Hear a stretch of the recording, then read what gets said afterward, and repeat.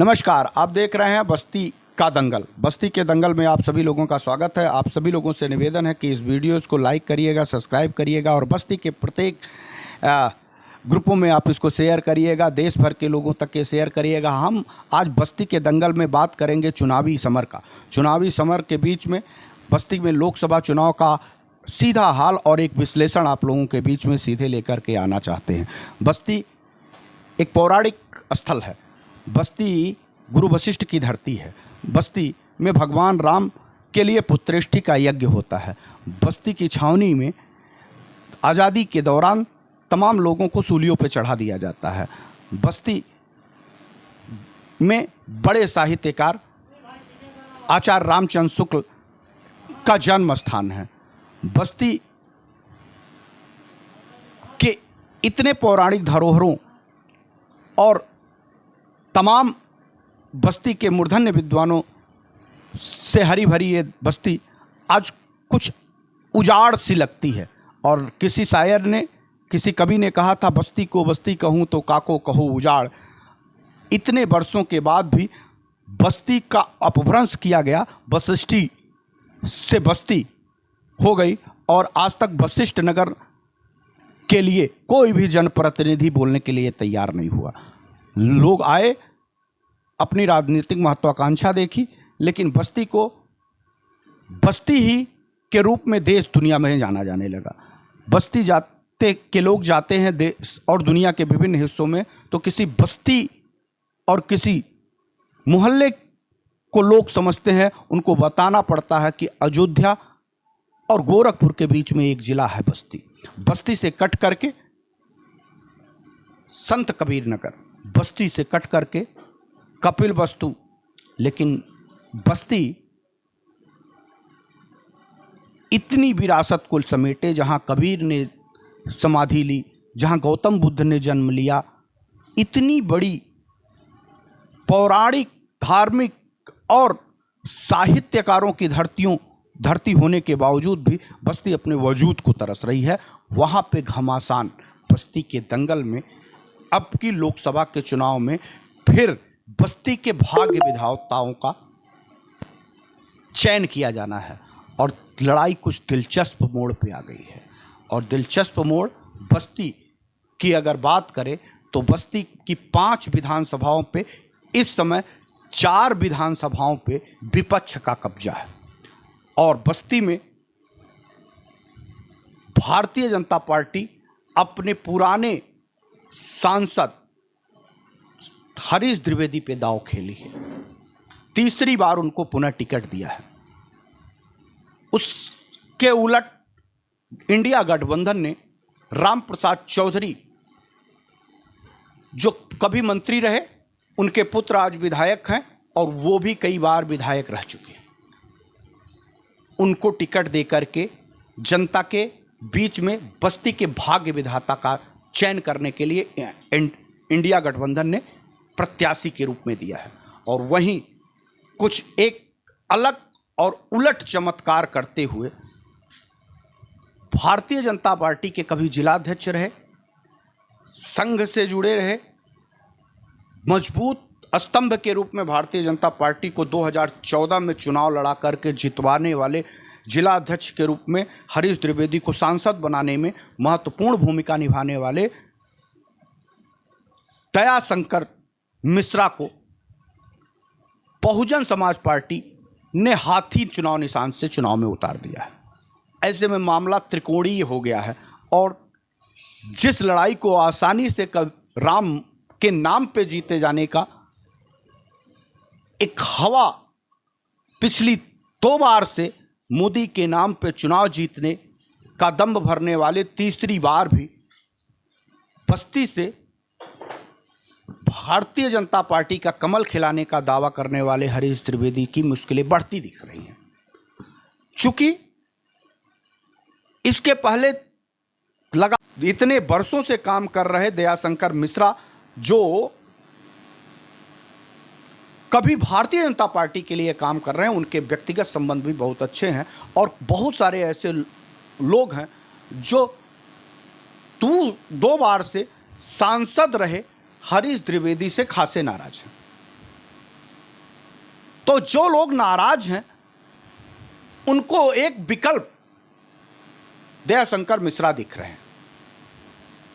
ऐसे में ये लड़ाई त्रिकोणीय और बेहद इंटरेस्टेड हो रही है, और ऐसे में ये किस करवट ऊंट बैठेगा, ये बात आने वाले निकट चुनाव में जैसे जैसे चुनाव करीब आते जाएंगे साफ होती जाएगी।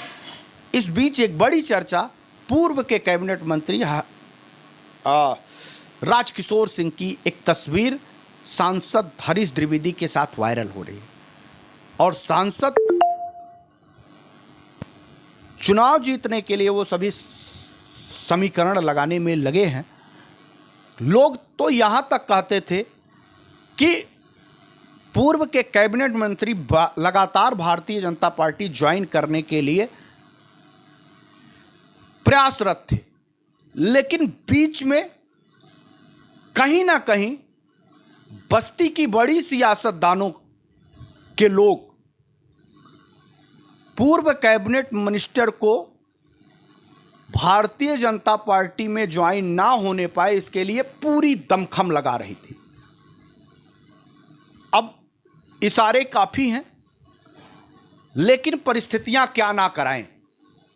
और मैं ये जहां तक समझता हूं कि परिस्थितियां दोनों की हैं, और दोनों कहते हैं राजनीति में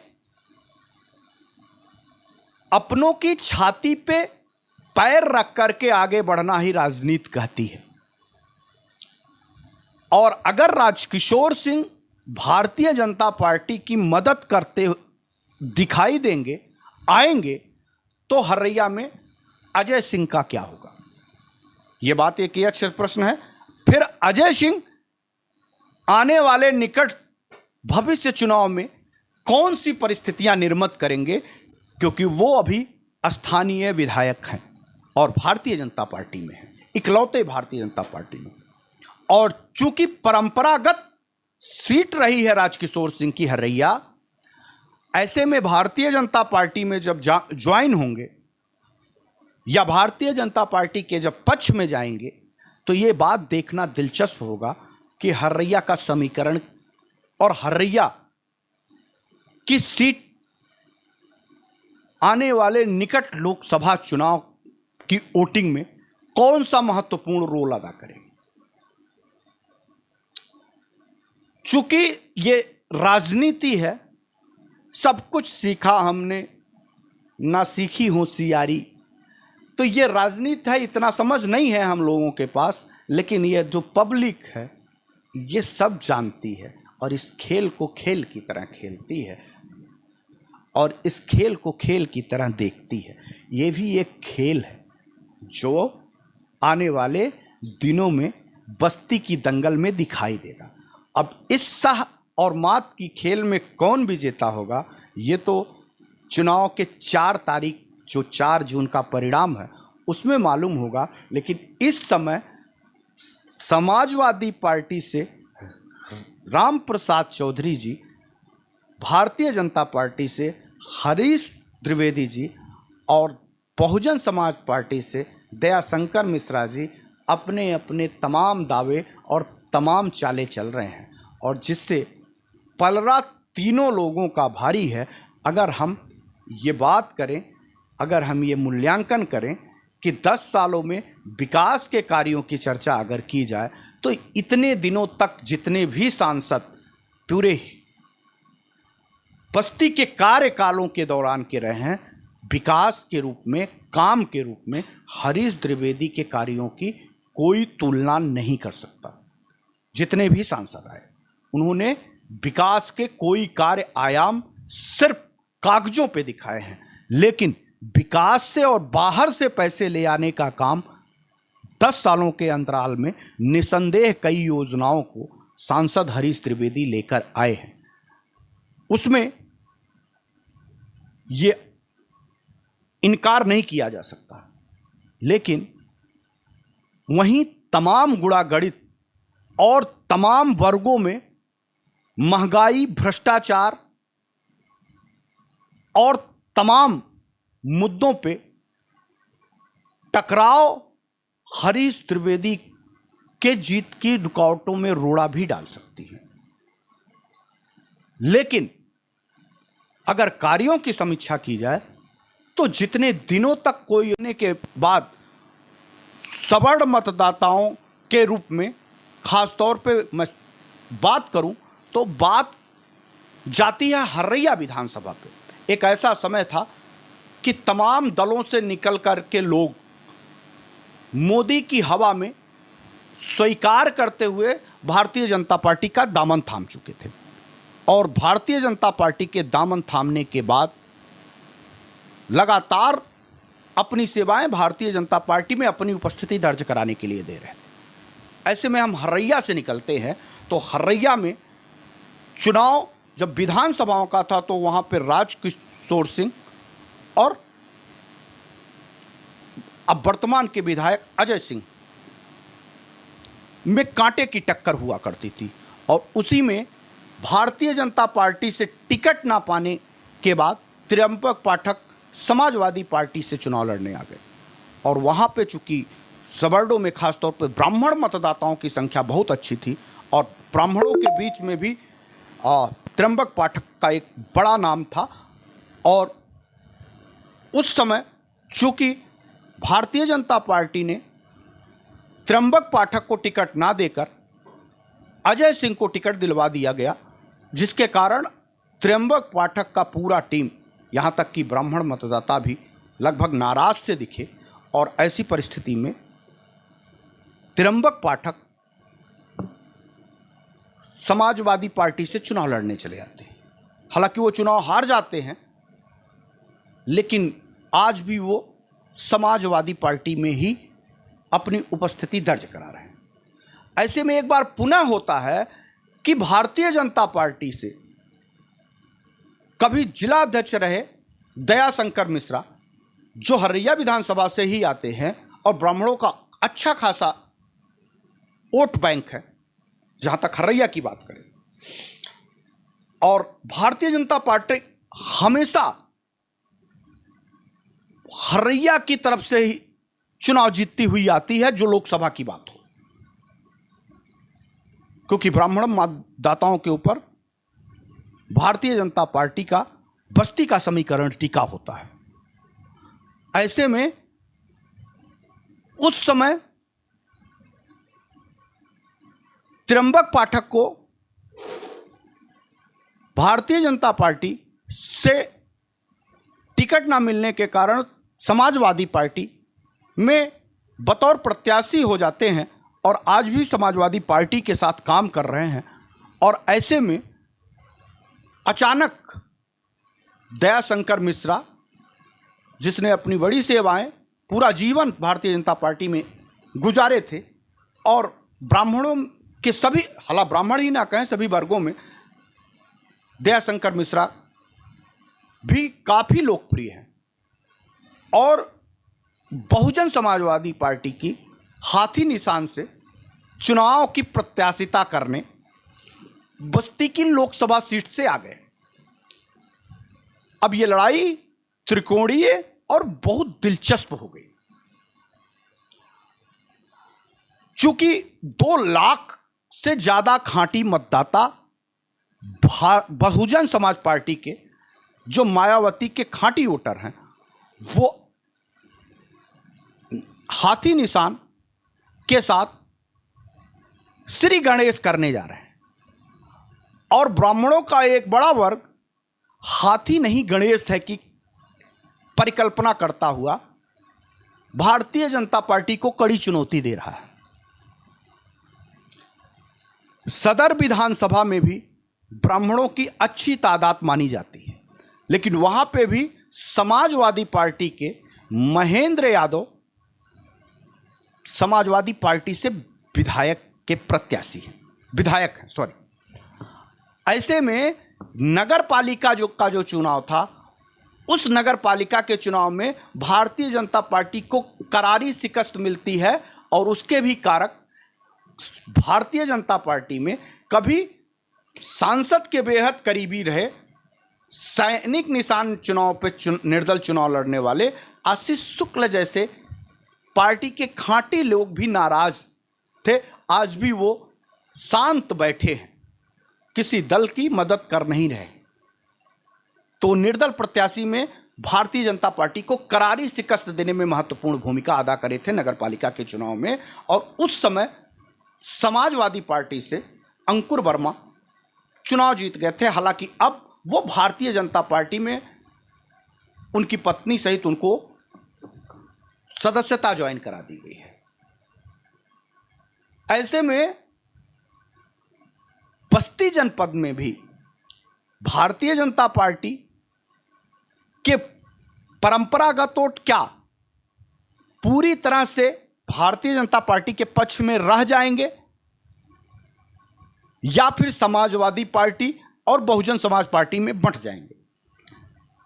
जहां तक नगर पूरब की विधानसभा की बात है तो सभी जानते हैं कि वो आरक्षित सीट है और यहां पे दलितों का वोट बड़े पैमाने पे माना जाता है। और यहां निसंदेह आप सभी लोग ये बात स्वीकार करते हैं कि यहां पे बहुजन समाज पार्टी के प्रत्याशी को बड़ी संख्या में वोट मिल सकते हैं और विकल्प के रूप में ब्राह्मण और सवर्ण मतदाताओं को दयाशंकर मिश्रा मिल सकते हैं। अब हम बात करें रुधौली विधानसभा की तो रुधौली विधानसभा में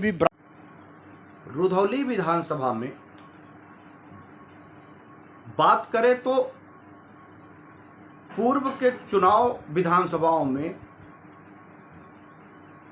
समाजवादी पार्टी और बहुजन समाज पार्टी और भारतीय जनता पार्टी की लड़ाई में करारी शिकस्त देकर के समाजवादी पार्टी के प्रत्याशी ने जीत दर्ज करी और वहां तीसरे नंबर पे भारतीय जनता पार्टी चली गई।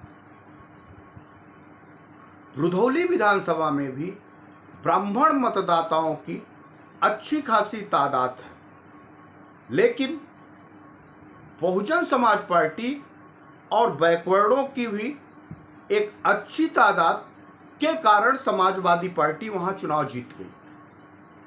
अब रुधौली विधानसभा में भाजपा के विधायक के द्वारा किए गए कार्यों के दौरान तमाम नेता जो ब्राह्मण थे, यहां तक की चर्चाएं थी कि उस समय जब विधायक हुआ करते थे भारतीय जनता पार्टी के, तो ब्राह्मण मतदाता जो उनको खांटी भाजपाई माना जाता था, वो भाजपा के विधायक संजय जायसवाल से नाराज चलते थे। उसका कारण ये था कि उनके और उनके तमाम लोग जो उनके साथ काम करते थे, उनकी टीम के हिस्से थे, उसमें उनके प्रतिनिधि भी शामिल थे। चर्चाओं के दौर में ब्राह्मणों की जमीनों पे कब्जा करते दिख रहे थे। ऐसे में क्या इस बार पूर्व में किए गए तमाम लोग जो भारतीय जनता पार्टी से के विधायक से उत्पीड़ित थे, क्या वो सांसद हरीश द्विवेदी के साथ खड़े हो पाकर कमल के निशान पे मुहर लगा पाएंगे? लोक विधानसभा की चुनाव में रामनगर विधानसभा से क्षत्रिय परिवार से पूर्व के कभी कैबिनेट के मिनिस्टर रहे बोकू सिंह जी का परिवार भी कहीं ना कहीं अब आम आदमी पार्टी का दामन थाम चुका है। ऐसे में एक बड़ा वर्ग जो क्षत्रिय बिरादरी का है, क्या वो रुधौली में भारतीय जनता पार्टी के पक्ष में मतदान करने के लिए तैयार होगा, या एक बड़ा वर्ग केंद्रीय मंत्री रूपाला के क्षत्रिय विरोधी बयान पे अडिग होकर के राजस्थान और अन्य जगहों की भांति, पश्चिमी उत्तर प्रदेश की भांति उत्तर प्रदेश के बस्ती जिलों में भी क्षत्रिय अपमान का हवाला देते हुए भारतीय जनता पार्टी के पक्ष में मतदान करेगा या नहीं। एक सीट बचती है कप्तानगंज, जहां से कभी समाजवादी पार्टी के प्रत्याशी, गठबंधन प्रत्याशी रामप्रसाद चौधरी जी हुआ करते थे विधायक और फिर मंत्री, और अब उनके पुत्र वहां से स्थानीय विधायक। निस्संदेह काफी वर्षों से कप्तानगंज उनकी परंपरागत सीट रही, अब उनके पुत्र के हवाले है। एक अच्छा प्रभाव समाजवादी पार्टी वहां डालेगी, लेकिन वहां भी ब्राह्मणों की तादाद अच्छी खासी मानी जाती है और वहां पे भी बहुजन पार्टी के खांटी मतदाता अच्छी तादाद में है। उसके बाद ब्राह्मणों के उत्पीड़न के नाम पे कबीर तिवारी हत्याकांड भी उसी कप्तानगंज क्षेत्र से होकर गुजरा है, और कभी वहां भारतीय जनता पार्टी के विधायक सीए चंद्रप्रकाश शुक्ला हुआ करते थे, और कबीर हत्याकांड जब हुआ तो तमाम उंगलियां तमाम तरफ उठने लगी और ब्राह्मणों में खासा आक्रोश था। वहीं कुछ गम्मज हत्याकांड के दौरान जनेऊ कांड भी बस्ती की तरफ से होकर के गुजरा था, और ये सब विगत 4-5 सालों के अंदर हुआ, जिसमें भारतीय जनता पार्टी के बड़े पैमाने पे विधायक और सांसद हुआ करते थे। इसी सब का नतीजा पिछली विधानसभा चुनाव में भारतीय जनता पार्टी 4 सीटों को गंवाकर 1 सीटों पे समट जाती है। क्या अब की लोकसभा का चुनाव में तमाम ये मुद्दे भारतीय जनता पार्टी की नैया हरीश द्विवेदी को सांसद के रूप में सदन में भेज पाएगी, या फिर इस त्रिकोणीय लड़ाई में राम प्रसाद या दयाशंकर मिश्रा बाजी मारने गए? बेरोजगारी, भ्रष्टाचार, तमाम ऐसे मुद्दे जो स्थानीय मुद्दे हैं, जिस मुद्दे से कहीं ना कहीं राजनैतिक समीकरणों का उलटफेर होना संभव दिखता है। लेकिन ऐसे में बड़ी राजनैतिक पार्टी जो लगातार 10 सालों से केंद्र की सत्ता में है, वो अपने शतरंज की बिसातें बिछाने में कामयाब हो जाएंगी, यह कह पाना मुश्किल है।